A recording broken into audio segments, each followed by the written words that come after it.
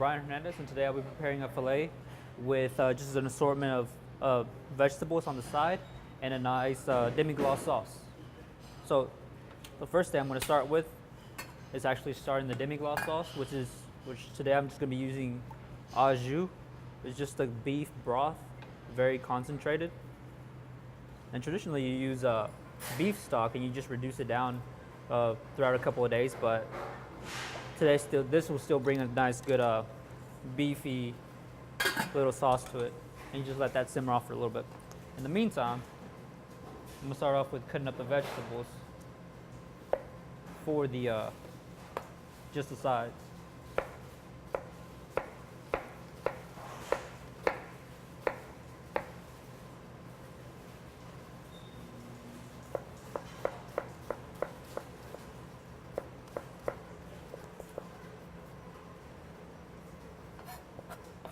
And one thing I like to do with my sides, usually I like to incorporate a lot of vegetables in a lot of different colors just to add an assortment to it, just add some real brightness to the dish itself. And you also want to use vegetables or a starch or some kind that really complements the dish. And usually mushrooms complement a steak really well. The earthiness helps bring out the nice steak flavor out of it. And today we're going to be using oyster mushrooms and red onion. The red onion is a little bit stronger. It'll help out balance out the strong flavor of these mushrooms because they're a lot stronger than like portobellos or bud mushrooms that you would usually get at Kroger, stuff like that. And also just some sides of herbs. I'm going to be using parsley and cilantro.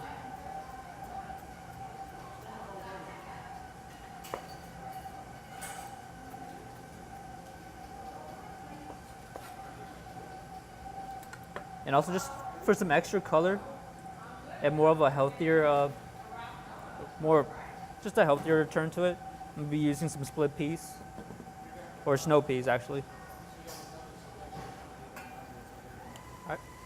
Once you get it to a nice boil, I also have this thickening agent, which is just warm water with cornstarch, but just a little bit of it. It should thicken up the sauce pretty well. Usually when you do this, you want to add it a little bit at a time. That way you don't thicken it too much.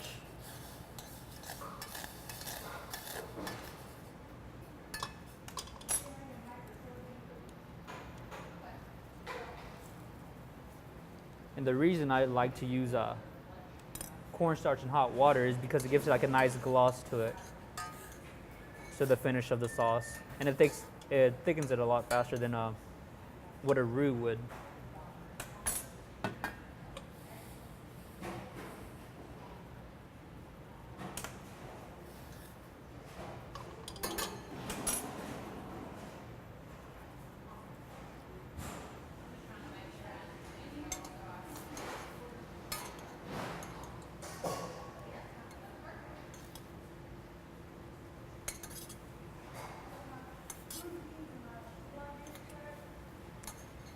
You kind of want to get it to the stage where the sauce starts beginning to stick to the spoon just slightly, and then take it off the heat.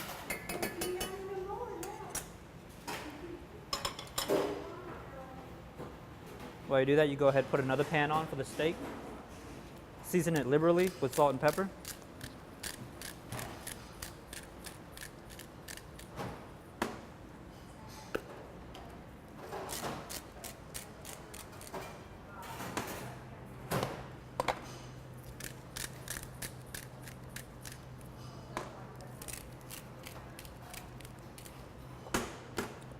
And just use the steak itself to really mop up the excess that you have around the cutting board or whatever you use.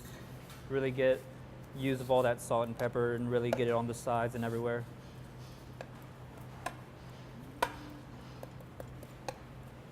This will not only bring out the flavor of the steak, but also give it a nice crust to the top of it. Once your pan's nice and hot, you go ahead and add the oil. Today I'm going to be using sunflower oil. It's a neutral flavor, and it usually withstands a lot higher heat, so it doesn't burn as fast. So it's good for stir frying, sauteing, deep frying as well.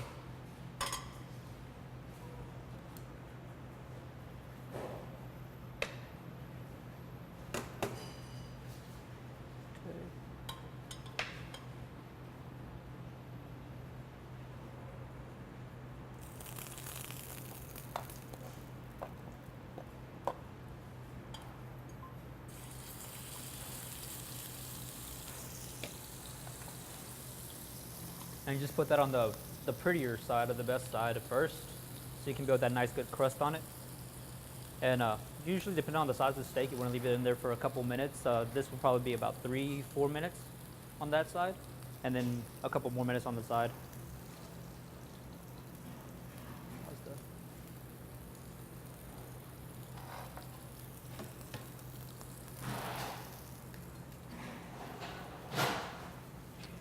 And for the steak, also, I'm going to be preparing this basting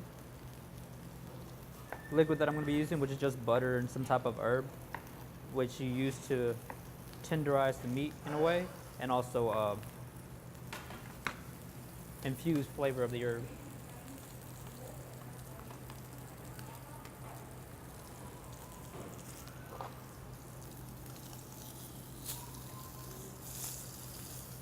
You don't want to touch it too much, but always check it occasionally. You don't want it to burn too much on one side. You just want a nice good crust and brown color to it.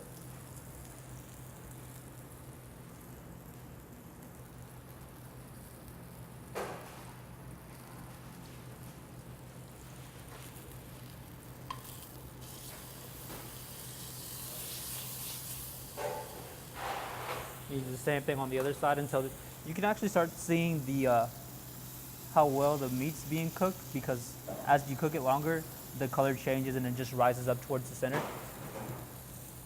You just want to cook it till those two sections meet, which could take some time, but should be good.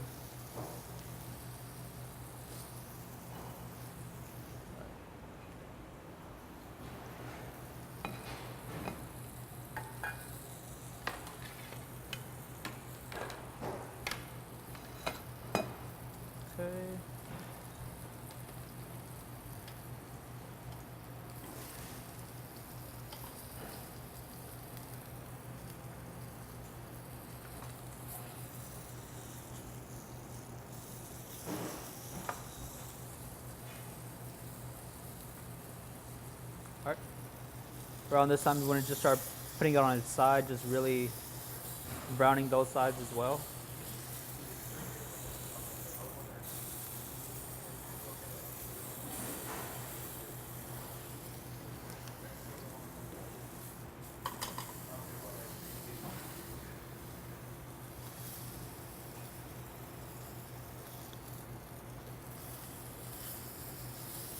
And then flipping it back to one side, you turn down the heat just a tad bit.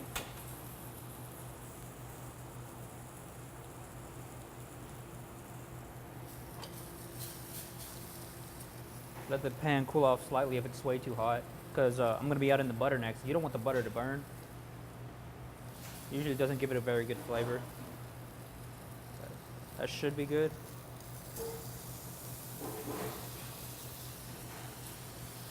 Add a good amount of butter and herbs to it.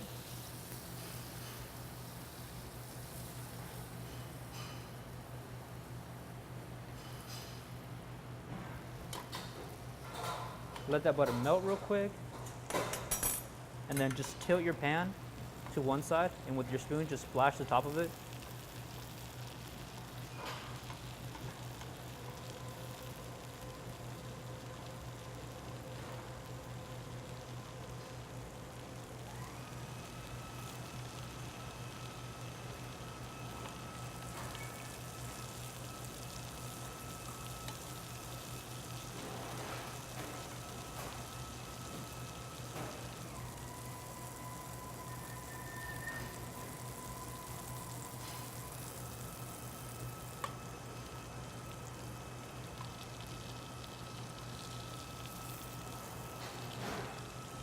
Can I get another one of these pans? Another one of these pans? Yeah. And then once you feel like it's nice and ready, usually just by touching it, you could tell. If you feel that, and then you feel this little area of your hand, when you have these two fingers pinching right here, that's about rare. This would be medium rare. That would be a medium well, and this is well done. And usually you can just tell this would be more of a rare. And you set it off to the side. and just let it rest. Usually you want to rest it as long as you cooked it to really bring those the juices back into the meat itself. And maybe add just a little bit of the butter to the top of it. Keep it nice and juicy and moist.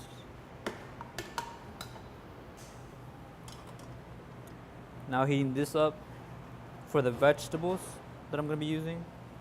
Again, you want this one nice and hot because you don't want to overcook these vegetables. You just want to really get some good heat and color onto them.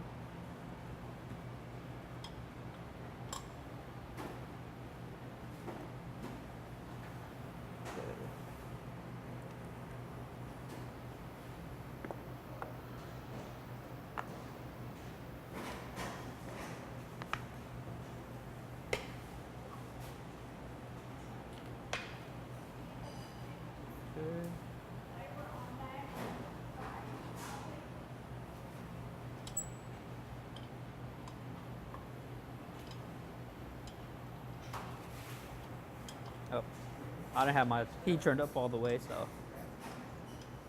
Alright. Once you feel like your heat's high enough or your pan's hot enough, I usually want to start with my onions to really bring out a little bit of the sweetness to it, but still keep the onion flavor. Just add a small amount of salt and pepper.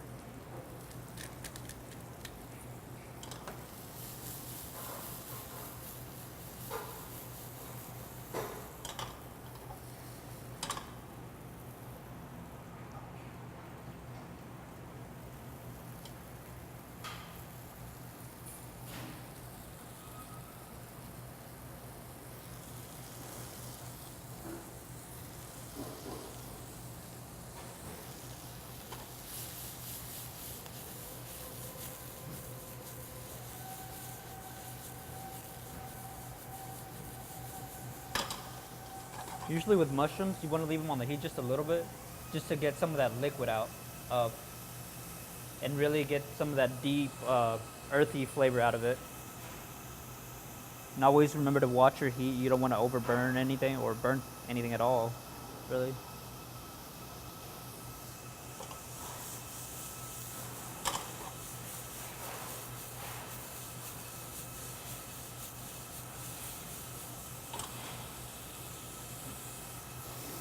Season that layer as well.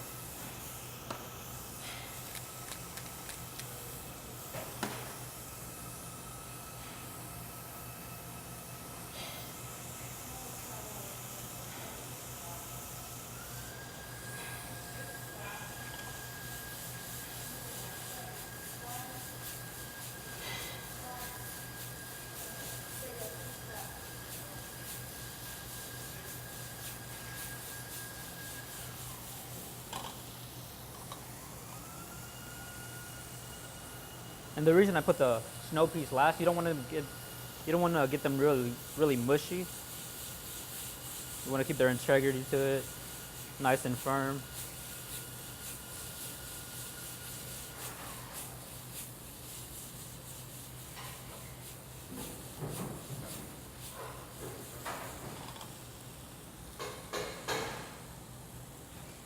And by then your sauce should be cooled down and nice and thick. You could always put it back on the heat if it's too thick for you, and add more thickening agent, or add a little bit of water to water it down a little bit if it's too thick.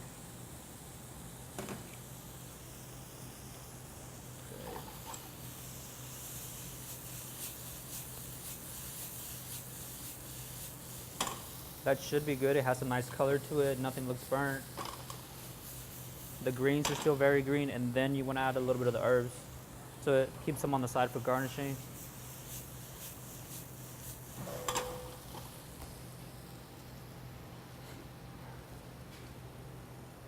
And then you just plate as desired. I usually like to line my things up or do it a very contemporary way, really out of the norm.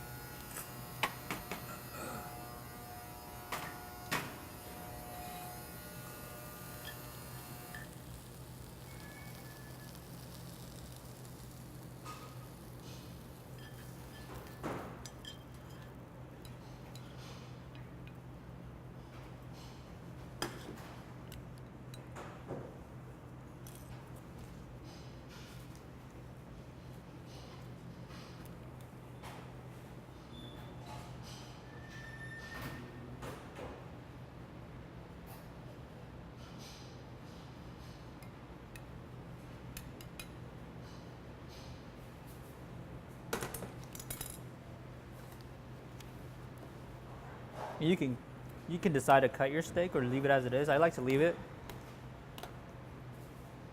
Just place it on top. Just a few herbs on there.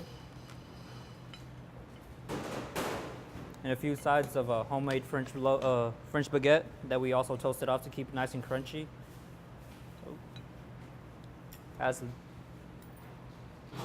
sauce to the top of the steak. And maybe some on the bread. Since we toasted it, it usually absorbs it really, really well, but still stays nice and crunchy. But there you have it.